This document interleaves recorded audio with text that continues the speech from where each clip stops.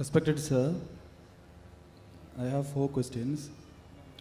First You one can is, Brother, please, hard to believe. please mention your name and one question at a time. Shijil.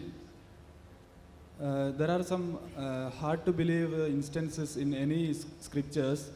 For instance, in Quran, like birds dropping stones in a battlefield on the enemy's context like that, which is hard to believe. That's my first question. There's a question, there's certain thing mentioned in the Quran like birds dropping stones, talking about Surah Fil, chapter number 105. There are many things, for example, Quran says about Shaqqul Qamar, Prophet Muhammad Sallallahu Alaihi Wasallam split the moon into 2, Musa Alayhi Salam split the sea into 2. These are difficult things, yes. These are known as miracles. Miracles are those things which a human mind cannot conceive how it happened. For us human being, to make the moon into 2 is not possible. For us human being to split the sea into 2 and have a pathway is not possible. So these are known as miracles, which only God can do, you and I cannot do. So it's difficult for us to conceive. The only way for us to testify is to go back into time.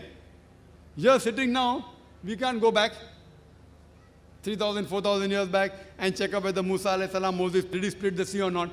So what we say, these are miracles which doesn't allow us to go back in time. But there are many things which Quran has said, which has come true today.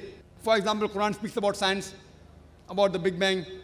Quran speaks of the light of the moon, not its own light. Quran speaks the earth is spherical. Quran speaks the sun rotates, which to a man 1,400 years back would sound, what is this nonsense? That the moon has its own light?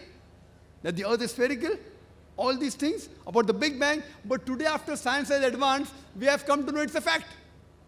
But to know what happened in the past, we can't go back in time.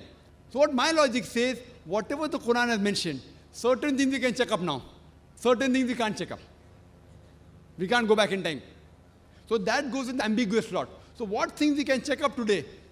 Out of those things, whatever we can check up, so 80% things we can check up.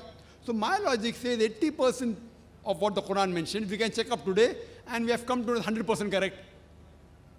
Whatever we can check, not even 1% is wrong.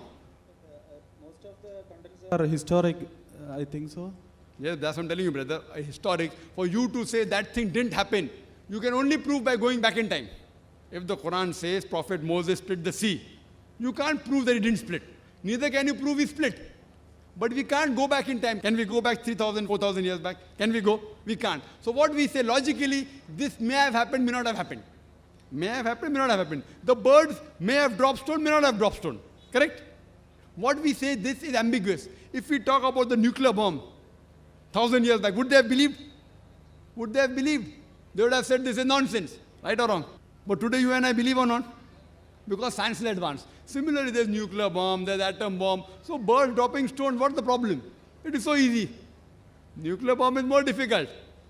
So here we realize we cannot go back in time. So what my logic says, whatever we can testify today, whatever we can analyze today, out of that, 100% has been proved to be correct. 20% we can't analyze, we cannot go back. We can't go in future. We cannot prove scientifically whether there's heaven or hell.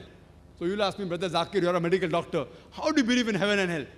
I said that goes in the 20% ambiguous slot. So my logic says when 80%, what we can check today of the Quran, has been 100% to be correct.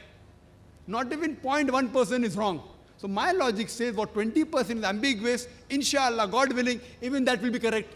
Maybe science will advance after 50 years, after 20 years, we'll come to know about life after death, we may come to know about heaven or hell. So my logic says there's a logical belief that when not even 0.0001% has been proved wrong of the Quran, 80% is 100% correct. So my logic says, inshallah, the 20% which you can't verify by going back in time or going in future, even that inshallah will be correct. Hope that answers the question.